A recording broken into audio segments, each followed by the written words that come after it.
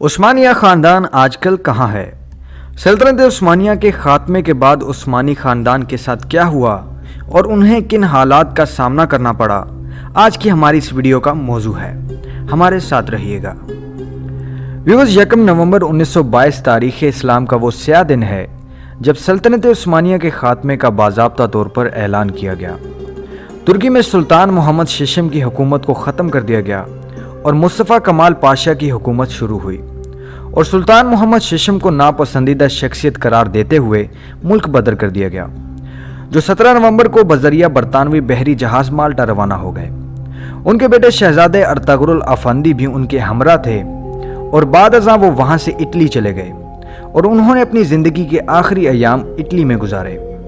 ان کی وفات 16 مئی 1926 کو سان ریمو اٹلی میں ہوئی، اور ان کو دمشق میں سلطان سلیم اول مسجد کے قریب سپرد خاک کیا گیا۔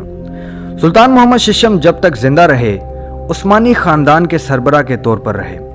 دوسری جانب 19 نومبر 1922 کو ان کے قریبی عزیز عبد المجید ثانی کو نیا خلیفہ چنا گیا، جو 1924 میں خلافت کے خاتمے تک یہ ذمہ داری نبھاتے رہے۔ اسی کے ساتھ تمام عثمانی خاندان کو جلا وطن کر دیا گیا۔ اندازہ کیجئے، ایک ایسا خاندان جو 600 سال سے زائد عرصہ سے ایک جگہ پر حکومت کر رہا تھا، اسی خاندان کے لیے ان کے اپنے ملک میں جگہ تنگ ہو گئی تھی۔ عثمانی خاندان کو خود سمجھ نہیں آ رہا تھا کہ یہ سب ان کے ساتھ ہو کیا رہا ہے۔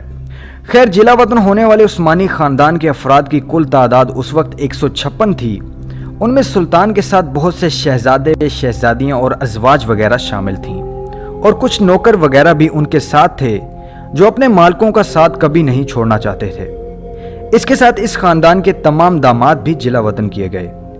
خیر، خاندان کے ان تمام افراد کو یک طرفہ پاسپورٹ دیا گیا، سو انہوں نے پہلے مصر جانا چاہا کہ کبھی وہ ان کی سلطنت میں شامل تھا، لیکن نہ تو انگریز حکومت اور نہ ہی وہاں کے شاہ فواد نے ان کو اجازت دی۔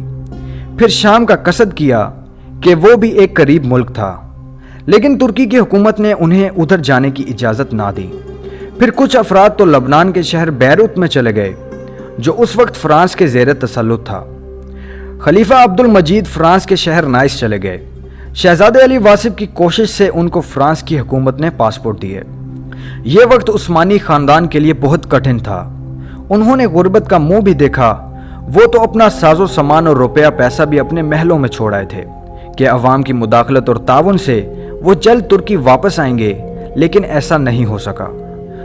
عثمانی سلطنت کے خاتمے کے بعد خاندان کا سربراہ وہ منتخب ہونا شروع ہوا جو پورے خاندان میں عمر کے لحاظ سے سب سے بڑا ہو۔ 1926 میں سلطان محمد ششم کی وفات کے بعد اس مشق پر باقاعدہ عمل ہونا شروع ہوا، اور آج تک اس پر عمل جاری ہے۔ آج کل عثمانی خاندان کے سربراہ دندار علی عثمان ہیں، جو کہ 2017 میں خاندان آل عثمان کے 44ویں سربراہ بایزید عثمان کی وفات کے بعد مقرر ہوئے۔ آپ سلطان عبد الحمید دوم کے پڑپوتے اور شہزادہ محمد سلیم کے بیٹے ہیں۔ آج کل آپ اپنے خاندان کے ساتھ دمشق، شام میں مقیم ہیں۔ 1954 میں عثمانی خاندان کی خواتین کو ترکی میں آنے اور رہنے کی اجازت مل چکی تھی، اور 1974 میں مردوں کو بھی ترکی میں رہنے کی اجازت مل گئی تھی، لیکن خاندان کے بعض افراد نے ترکی سے باہر رہنا پسند کیا۔ آج کل عثمانی خاندان مختلف ملکوں میں پھیلا ہوا ہے، جن میں امریکہ، بلغراد، ہنگری، فرانس، مصر، شام اور ترکی وغیرہ شامل ہیں۔ آج کل ترکی میں عثمانی خاندان کے بہت سے افراد سکون پذیر ہیں۔ سلطان عبد الحمید دوم کے پوتے عبد الحمید کائی خان ترکی میں عثمانی خاندان کی نمائندگی کرتے ہیں۔ آپ 1969 میں پیدا ہوئے اور ترکی میں مقیم ہیں۔ آپ مذہبی لحاظ سے بھی ایک اچھے انسان ہیں۔ آپ کی شکل سلطان عبد العزیز سے بے حد ملتی ہے۔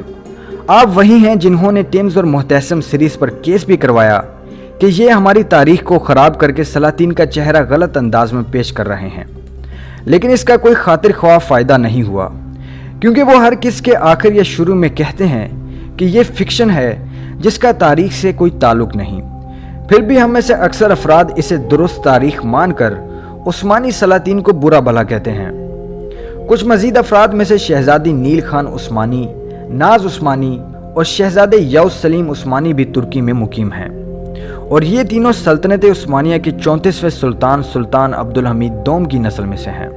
ان سب کے علاوہ عثمانی خاندان کے بے شمار افراد ترکی میں موجود ہیں جن میں سے کچھ افراد کا تعلق سلطان محمد ششم اور سلطان محمد پنجم کی نسل سے ہے، لیکن زیادہ تر افراد کا تعلق سلطان عبدالحمید دوم کی نسل سے ہے۔